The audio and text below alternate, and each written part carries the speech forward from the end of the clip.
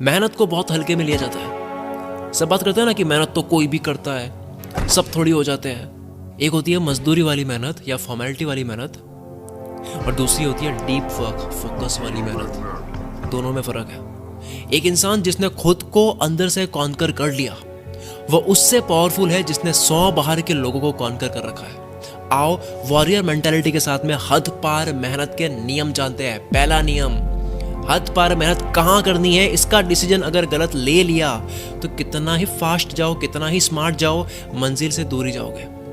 Direction speed से ज़्यादा matter करती है। हम जन्म से अब तक के लाखों डिसीजंस के टोटल बनते हैं। हर एक डिसीजन कहीं ना कहीं ले जाता है। हर एक्शन, हर विचार एक डिसीजन है। Watching this video is also kind of a decision. अब यहाँ आता है डिसीजन फटीग या पैराडॉक्स ऑफ चॉइसेस। दो डिसीजंस में फंस जाना। हद पार मेहनत क्यों नहीं होती है? आलस नहीं, डायरेक्शन। दिमाग को क्लियर कट पता हो कि क्या करना है और इससे क्या होगा, तब आप एक सेकंड नहीं रुकोगे। एक स्कूल में कंपटीशन था ड्राइंग का। सारे स्टूडेंट्स एक्साइटेड थे जिन्होंने भाग लिया। दो दोस्त थे, उन्होंने नाम लिखवाया और अगले ही दिन वो चले गए नाम रोशन करने अपना ड्राइंग करके। दोनों ने फुल प्रैक्टिस कर ली कि क्या ड्राइंग करनी है। कंपटीशन शुरू हुआ। उसमें से एक ने फुल तैयारी के बावजूद वहाँ गया।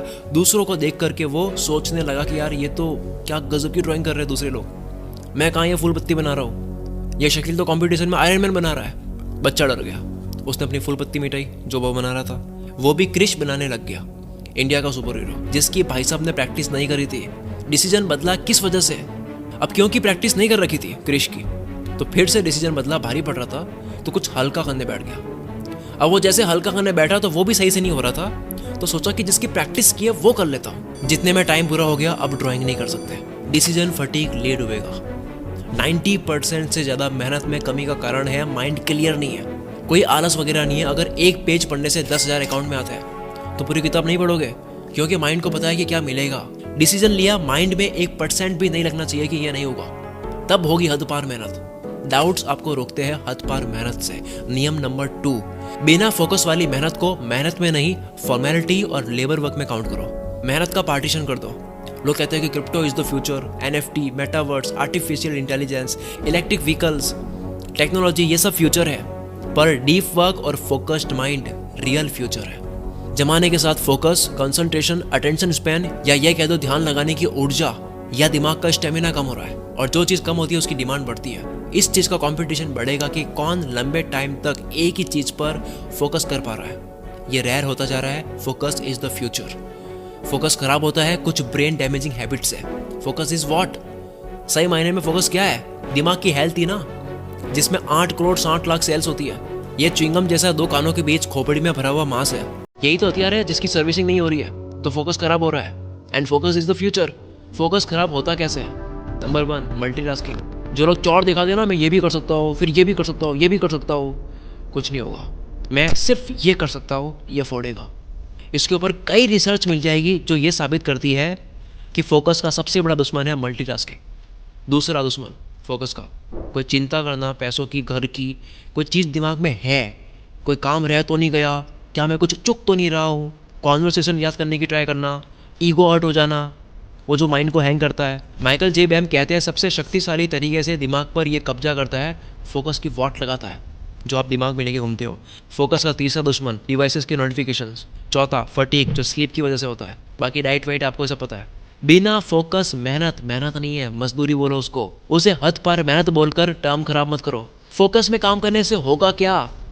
अंडरस्टैंडिंग अलग होगी, इंटेलिजेंस लेवल हाई होगी, चीज़ें फास्ट समझ आएगी, रिकॉलिंग पावर तेज होगी, टाइम पे सब कुछ याद आएगा, क्रिएटिव विजुअलाइजेशन बढ़ जाएगी, आंख बंद करोगे अंदर की दुनिया दिखाई देगी। 10 घंटे का काम 1 घंटे में करके शाहरुख खान की तरफ फ्लैक्स करोगे जो वीडियो में दिख रहा है। थॉट्स कंट्रोल में हो गए। फोकस के साथ में काम करने से थॉट्स कंट्रोल में हो गए। ध्यान कहाँ देना है ये एबिलिटी आपके हाथ में होगी। पीस ऑफ माइंड होगा।